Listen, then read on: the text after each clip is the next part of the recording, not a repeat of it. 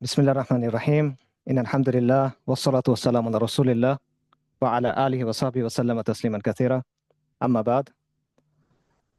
রাব্বি ইশরাহ লি সাদরি ওয়া ইয়াসসির লি আমরি ওয়াহলুল উকদাতাম মিন লিসানি ইয়াফকাহু কাওলি। আসসালামু আলাইকুম ওয়া রাহমাতুল্লাহি ওয়া বারাকাতুহু। আশা করি আপনারা সবাই ভালো আছেন। প্রথমে মহান আল্লাহর শুকরিয়া আদায় করতেছি। আলহামদুলিল্লাহ, রাঙামাটিতে এরকম একটা প্রোগ্রাম হচ্ছে, এখানে আপনারা সবাই এসে উপস্থিত হতে পারছেন সহি সালামতে, নিরাপদে। আমি আপনাদের সাথে যুক্ত হতে পারছি এবং প্রোগ্রাম আলহামদুলিল্লাহ চলমান। তো এই জন্য আমরা সবাই মহান আল্লাহ শুক্রিয়া আদায় করি আলহামদুলিল্লাহ। এবং আমরা কখনো যেন আল্লাহ শুক্রিয়া আদায়ের ক্ষেত্রে গাফেল না হয়, গড়িমসি না করি। আলহামদুলিল্লাহ, আজকে এখানে অনেক বিশিষ্ট মানুষ উপস্থিত হয়েছেন, অনেক সম্মানিত মানুষ আছেন এখানে। আমাকে তাদের সাথে স্মরণ করা হয়েছে, আমাকে দাওয়াত দেওয়া হয়েছে। এই জন্য আমি আপনাদের শুক্রিয়া আদায় করতেছি। আর বিশেষ করে যারা এই অনুষ্ঠানের উদ্যোগ নিয়েছেন, এই অনুষ্ঠানটা আয়োজন করছেন, আমি তাদের জন্য দোয়া করি আল্লাহ যেন তাদের উত্তম জাযা দান করেন, তাদের মেহনত কবুল করেন, প্রচেষ্টা কবুল করেন। এবং আমি দোয়া করি যেন ভাইরা আরো ধারাবাহিকভাবে কাজ করতে পারেন, ইস্তিকামাতের সাথে, সবরের সাথে, ইতমিনানের সাথে এবং ইখলাসের সাথে। আমি খুব বেশি সময় নিব না। আমি নিশ্চিত আপনারা ইতিমধ্যে অনেক গুরুত্বপূর্ণ আলোচনা শুনছেন। এখানে ভাইরা আলোচনা করছেন, শেখ হানুজার হাফিজাল্লাহ উনিও আলোচনা করবেন। তো ওনারা যে আলোচনা পেশ করছেন এবং করবেন সেটার সাথে আসলে খুব বেশি কিছু যুক্ত করার মতো আমার কাছে মনে হয় আমার তেমন কিছু বলার প্রয়োজন নাই, কারণ দিনের মৌলিক বিষয়গুলো আসলে সীমিত। তো তারা যে আলোচনা করবেন ইনশাল্লাহ এখান থেকে আপনারা অনেক বেশি উপকৃত হবেন এবং হয়েছেন, আমি নিশ্চিত এটা। আমি যেটা করব সেটা হলো করণীয় কি আমাদের, বা এই যে আলোচনাগুলো আমরা শুনলাম এটা থেকে এটাকে আমরা কিভাবে কর্মে রূপান্তরিত করতে পারি, কি কাজ করতে পারি, সেটা নিয়ে কিছু কথা বলার চেষ্টা করবো ইনশাল্লাহ। এবং এটা আসলে গুরুত্বপূর্ণ কাজের বিষয়টা, কারণ দ্বীন ইসলামের কিছু মূলনীতি আছে। একটা মূলনীতি আমরা সবাই জানি যে কথা এবং কাজের পূর্বে ইলম। কোনো বিষয়ে কথা বলার আগে, কোনো বিষয়ে কাজ করার আগে প্রথমে আমাদের সে বিষয়ে জানতে হবে। এটা একটা গুরুত্বপূর্ণ মূলনীতি। আবার এই কথাটাও সত্য যে ইলম হলো আমলের জন্য। আমরা যে জিনিসটা জানি এটার উদ্দেশ্য হলো প্রয়োগ করা। মনে করেন আমি অনেকগুলো সেমিনারে গেলাম, অনেক মাহফিলে গেলাম, অনেক লেকচার শুনলাম, অনেক বই পড়লাম, কিন্তু এটার কোনো প্রয়োগ আমার জীবনে নাই, আমি এটার উপর কোনো আমল করলাম না, তাহলে এটা কি আমার কোনো বেনিফিট হবে? আমি কি এখান থেকে উপকৃত হতে পারবো? পারবো না। ব্যাপারটা হলো, মনে করেন এক লোক সাঁতার শিখতে চায়, সাঁতার পারে না। এখন সে মনে করেন সাঁতারের উপরে 70টা বই পড়ছে, 20টা ডকুমেন্টারি দেখছে, দুনিয়ার শ্রেষ্ঠ যারা সাঁতারু তাদের লেকচার শুনছে অনেকগুলা, কিন্তু সে কোনো প্র্যাকটিস করে নাই, সে কখনো সাঁতার কাটার চেষ্টা করে নাই। এখন এই লোক যদি পুকুরে ঝাঁপ দেয় কি হবে? সে ডুবে যাবে, রাইট? আমি তাজকিয়াতুন নফসের অনেক বই পড়লাম, কিন্তু আমি আমল করলাম না আমার জীবনে, তাহলে এখান থেকে আমি উপকৃত হতে পারবো না। সো একইভাবে আপনারা অনেক গুরুত্বপূর্ণ কথা শুনলেন, জানলেন, বুঝলেন, কিন্তু এটা থেকে পুরোপুরি ফায়দা তখনই হবে যখন এই জানার উপরে আপনারা আমল করবেন বা আমরা আমল করব।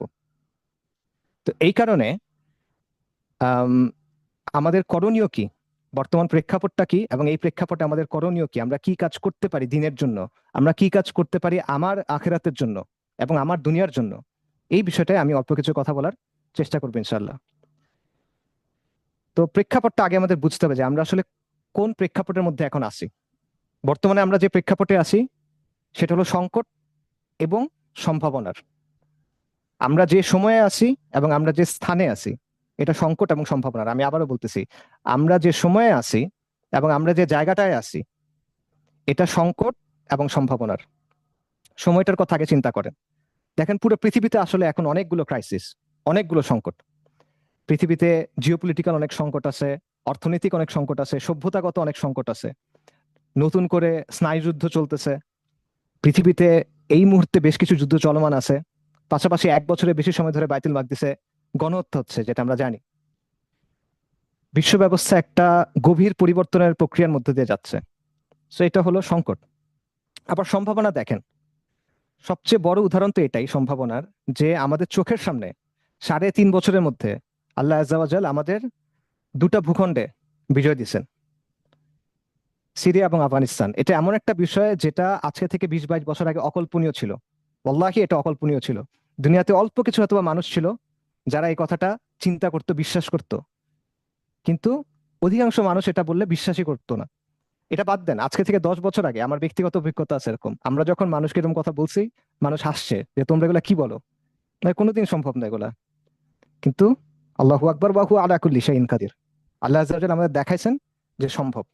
এবং যে পরিবর্তনটা আসছে গত 3.5 বছরে, এটা আসলে কতটা আম, সুদূর প্রসারী এটা আমরা এখন বুঝতেছি না। এটা আজকে থেকে 50 বছর পর মানুষ এগুলো নিয়ে কথা বলবে।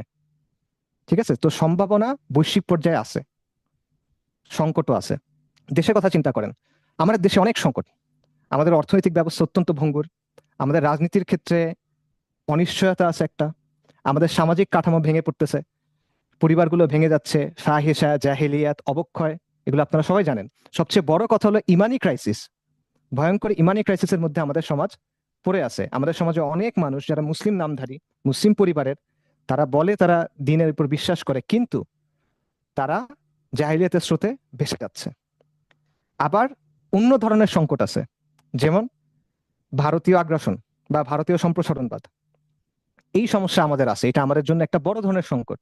আপনারা জানেন আজকে থেকে 1 মাসের কিছু বেশি সময় আগে চট্টগ্রামে কি ঘটনা ঘটছে। আপনারা জানেন যে আজকেও আপনারা খবরে দেখবেন সীমান্তে কি ধরনের ঘটনা ঘটতেছে। তো এটা একটা বড় সংকট যেটা আমাদের সামনে ঝুলতেছে। পাশাপাশি আরেকটা সংকট আছে যেটা আপনারা ভুক্তভোগী বা আপনারা আমার চেয়ে ভালো জানেন, সেটা হলো আমাদের দেশে কিছু বিচ্ছিন্নতাবাদী আন্দোলন আছে, বিশেষ করে পার্বত্য চট্টগ্রামে। এবং তাদের যে লক্ষ্য, উদ্দেশ্য, কর্মকাণ্ড, সেটা বাংলাদেশের এই জমিনের জন্য, এই কওমের জন্য, এই ভূখণ্ডের অখণ্ডতার জন্য হুমকি। কাজে এটাও সংকট, এগুলো বড় বড় সংকট। আবার সম্ভাবনা দেখেন, সম্ভাবনা কি আছে? সম্ভাবনা সবচেয়ে বড় এইটাই যে এক বড় তাগুতের পতন ঘটছে, যার ব্যাপারে মানুষ আশা ছেড়ে দিয়েছিল অনেকে, যে আসলে একে, এর পতনটা কিভাবে হবে, এ যাবে কিভাবে, এমন ভাবে সে চড়ে বসছে আমাদের উপরে। কিন্তু আলহামদুলিল্লাহ, আল্লাহ সুবহানাহু ওয়া তাআলা আমাদের দেখালেন যে কত সহজে দুনিয়ার এই ফেরাউনদের পতন হয়।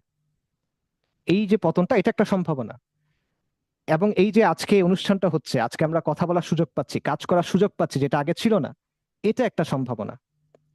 তো কাজেই সংকট এবং সম্ভাবনার একটা সময়ে, একটা জায়গার মধ্যে আমরা আছি। এই সংকট মোকাবেলা করা কার দায়িত্ব? আমাদের দায়িত্ব। এবং এই সম্ভাবনাকে কাজে লাগানো কার দায়িত্ব? আমাদের দায়িত্ব। একটা পরিবর্তন হচ্ছে, এই পরিবর্তনের ভেতর থেকে ইসলামকে শক্তিশালী করার একটা সুযোগ আমাদের সামনে আছে, কিন্তু এটা অটোমেটিক্যালি হবে না। আমাদের এখানে কাজ করতে হবে, আমাদের দায়িত্বটা আমাদের নিতে হবে, আমাদের সর্বোচ্চ চেষ্টা করতে হবে, উম্মতের যে বোঝাটা, সেটা আমাদের নিজেদের ঘাড়ে নিতে হবে। তখন পরিবর্তনটা কাঙ্ক্ষিত পরিবর্তন হবে, নইলে পরিবর্তন কাঙ্ক্ষিত পরিবর্তন হবে না। এটা হলো প্রেক্ষাপট। এখন এই প্রেক্ষাপটে আমাদের চিন্তা করতে হবে যে আমরা কি করব বা আমাদের কি কাজটা করা উচিত, আমাদের করণীয় কি হইতে পারে। এবং এটা আমাদের চিন্তা করতে হবে বাস্তবতার আলোকে, এই জন্যই প্রেক্ষাপট নিয়ে এত কথা বললাম। এখন করণীয় কি, এটা সহজে চিন্তা করেন। মনে করেন একটা কর্পোরেট কোম্পানি, সে একটা ব্যবসা শুরু করবে। তখন দেখবেন তারা তাদের করণীয়গুলো কয়েকটা ধাপে ঠিক করে। যেমন ধরেন, তারা একটা হিসাব করে যে আজকে থেকে 10-15 বছর পর আমি আমার কোম্পানিকে কোন জায়গায় দেখতে চাই।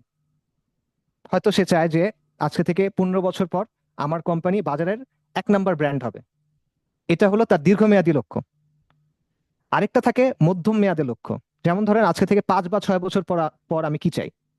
হয়তো আজকে থেকে 5 বা 6 বছর পর আমি চাই যে মার্কেটে আমার প্রোডাক্টের শেয়ার হবে এত%। এটা হলো তার মধ্যম মেয়াদে লক্ষ্য। আর এই দুইটার আলোকে সে তার স্বল্প মেয়াদী লক্ষ্যগুলো ঠিক করে, যে ঠিক আছে আজকে থেকে 15 বছর পর আমি মার্কেটে টপ ব্র্যান্ড হইতে চাই, আজকে থেকে 5 বছর পর আমি মার্কেটে 20% শেয়ার চাই, তার মানে আগামী 1 বছর আমার এই কাজগুলো করতে হবে। রাইট? এইভাবে চিন্তা করে তারা। দীর্ঘমেয়াদী একটা পরিকল্পনা, একটা লক্ষ্য, মধ্যম মেয়াদে একটা লক্ষ্য, এবং এই দুটার আলোকে স্বল্প মেয়াদে করণীয় ঠিক করা। তো একইভাবে যদি আমরা চিন্তা করি, আমাদের চিন্তা করতে হবে আমরা দীর্ঘমেয়াদে কি চাই, মধ্যম মেয়াদে কি চাই, তারপর আমরা বুঝবো আমাদের এখন করণীয়টা কি। দীর্ঘমেয়াদে আমরা কি চাই, এটার উত্তর সোজা। মুসলিম হিসেবে আমরা সবাই যেটা চাই বৈশ্বিকভাবে, সেটা হলো বৈশ্বিকভাবে ইসলামী খিলাফা ফিরে আসুক, ইসলাম বিজয়ী হোক। কিন্তু আসেন আমরা এটা একটু আমাদের কম এবং আমাদের জমিনের কথা চিন্তা করি। যে দীর্ঘমেয়াদে এইখানে আমরা কি চাই। এখন এইখানে আমরা বলতে পারি যে এইখানে আমরা যেটা চাই সেটা হলো ইসলামী শরিয়া। আমরা চাই যে এই ভূখণ্ডে ইসলামী শরিয়া ফিরে আসুক। প্রত্যেক মুসলিম এটা চায়, ইমানের জায়গা থেকে ইমানের দাবি হলো প্রত্যেক মুসলিম এটা চাইবে। কিন্তু একই সাথে আমরা এটাও বুঝি যে এটা একটা দীর্ঘমেয়াদী প্রক্রিয়া, এটা 1-2 দিনের কোনো কাজ না, এটা 1-2 বছরেরও কাজ না, এটা দশকের কাজ বা এটা যুগের কাজ। ঠিক আছে, এটা রাতারাতি কিছু হবে না, তার মানে এটা একটা দীর্ঘমেয়াদী কাজ, এটা একটা দীর্ঘমেয়াদী লক্ষ্য। ঠিক আছে, তাহলে মধ্যম মেয়াদে আমরা কি চাই, সেখানে আমরা হয়তো ঠিক করতে পারি যে হ্যাঁ, মধ্যম মেয়াদে আমরা এটা চাই যে সমাজে একটা ইসলামী জাগরণ হোক, একটা তাজদিদ হোক, যেটা আমাদেরকে ইসলামী সমাজ বিপ্লবের দিকে নিয়ে যেতে পারে। এখন এই দুটো লক্ষ্যকে সামনে রেখে আমরা আমাদের শর্ট টার্ম গোল বা আমাদের এখন কি করা উচিত সেটা ঠিক করতে পারি। এখন আমাদের কি অবস্থা দেখেন, আমাদের অবস্থা হলো এই যে সেকুলার রাষ্ট্র আছে এবং এই যে সমাজটা আছে, যে সমাজটা সুশীল প্রগতিশীল এরা নিয়ন্ত্রণ করে, এখানে আপনার আমার কথা বলার কাজ করার জায়গাটা খুব সীমিত। আমরা সব কথা বলতে পারি না, আমরা সব জায়গায় কাজ করতে পারি না। এই জায়গাতে তারা নানাভাবে আমাদের উপর রেস্ট্রিকশন দেয়। আমরা কি ধরনের সমাজ চাই, আমরা কি ধরনের শাসন চাই, এই কথাগুলো বলার সুযোগ কিন্তু আমাদের কম। আপনি যখনই বলতে যাবেন তারা বিভিন্ন ট্যাগ দিবে, তারা বিভিন্নভাবে আপনাকে বাধা দেওয়ার চেষ্টা করবে, আটকায় ফেলার চেষ্টা করবে। এগুলো আগে অনেক বেশি ছিল, এখন কমছে, বাট এখন কমছে মানে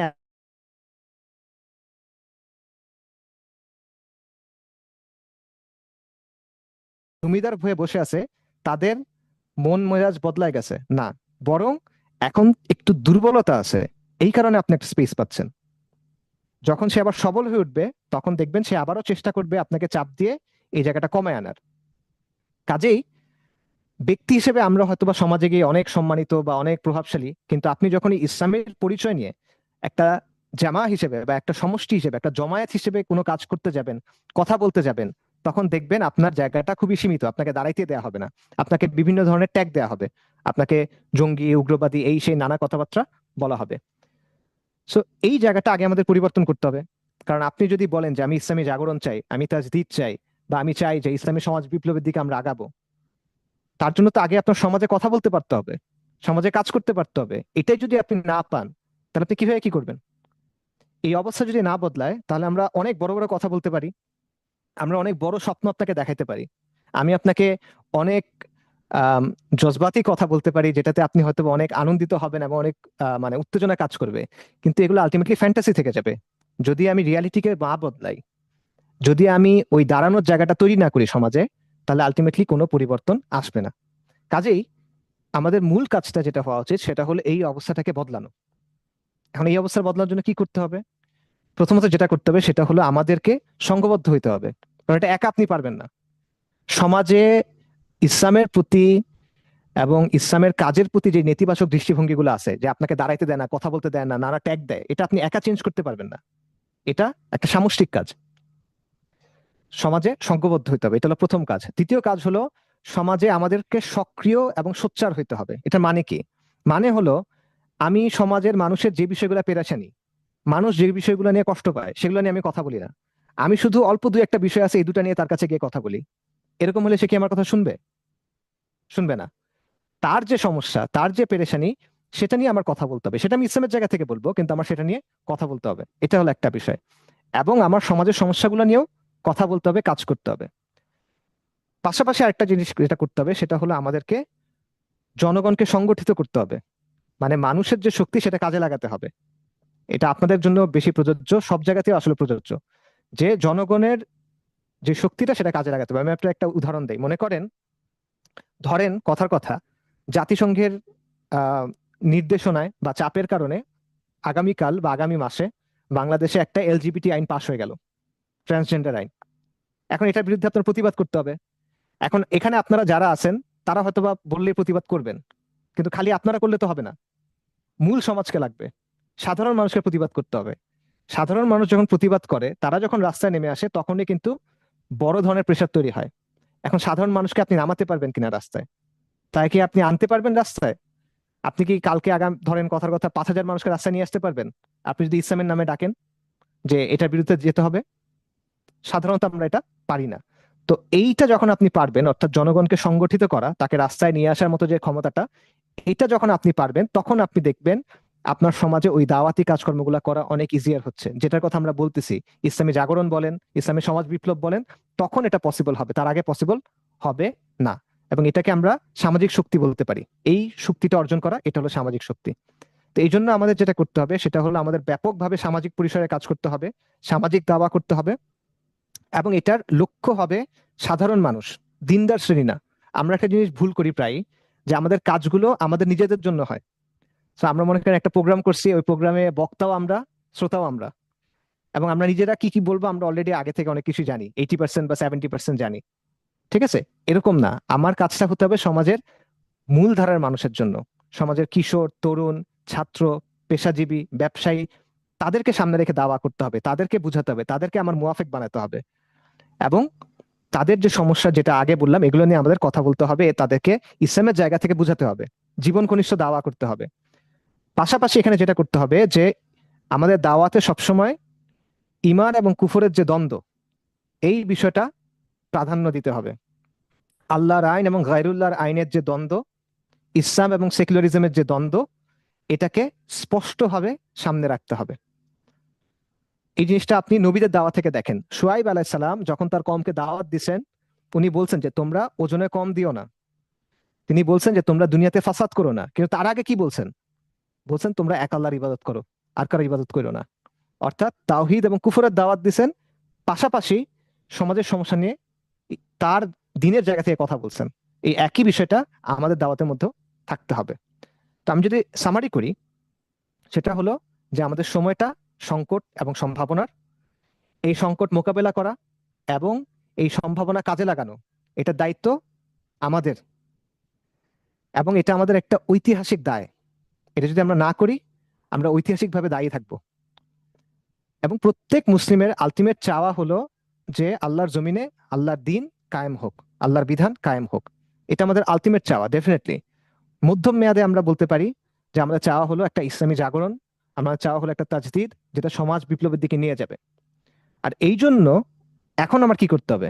এখন আমার করতে হলো সামাজিক শক্তি অর্জন করতে হবে। এটার মানে কি? আমাদেরকে সামাজিক দাওয়াতি মিশনে আত্মনিয়োগ করতে হবে। দিনদার শ্রেণীর বাইরে মূল যে সমাজ, তাদের কাছে আমাদের আদর্শ পৌঁছা দিতে হবে। মূল সমাজের যে প্রয়োজন, মূল সমাজের যে চাহিদা, মূল সমাজের যে অবস্থান, সেটা অনুযায়ী আমাদের সামাজিক দাওয়াতি উদ্যোগ গ্রহণ করতে হবে। এবং এই ক্ষেত্রে আল কোরআনের এই আয়াতটা আমরা সামনে রাখতে পারি, কুনতুম খায়রা উম্মাতিন উখরিজাত লিন-নাসি তা'মুরুনা বিল মারুফি ওয়া তানহাউনা আনিল মুনকারি ওয়া তু'মিনুনা বিল্লাহ। এবং যদি আমরা এভাবে কাজ করতে পারি, যদি আমরা সামাজিক শক্তি অর্জন করতে পারি, যদি এভাবে আমরা সাধারণ মানুষকে ইসলামের জন্য সংগঠিত করতে পারি, তাদেরকে মোবিলাইজ করতে পারি, তাহলে ইনশাআল্লাহ আমরা ইসলামী জাগরণের দিকে আগাতে পারবো। এবং আমি দোয়া করি আল্লাহ আমাদের এবং আপনাদের আজকের এই যে আয়োজন, এটার মাধ্যমে আমাদেরকে তৌফিক দান করেন যেন আমরা নতুন উদ্যমে সামাজিক দাওয়াতি মিশনে ঝাঁপায় পড়তে পারি। এই তৌফিক যেন আল্লাহ আমাদের দান করেন, এবং সঠিক নিয়তে, ইখলাসের সাথে, ইস্তিকামাতের সাথে, সবরের সাথে, ইতমিনানের সাথে ধারাবাহিকভাবে কাজ করার যেন তৌফিক তিনি আমাদের দান করেন। ওয়া আখির দাওয়ানা আলহামদুলিল্লাহি রাব্বিল আলামিন।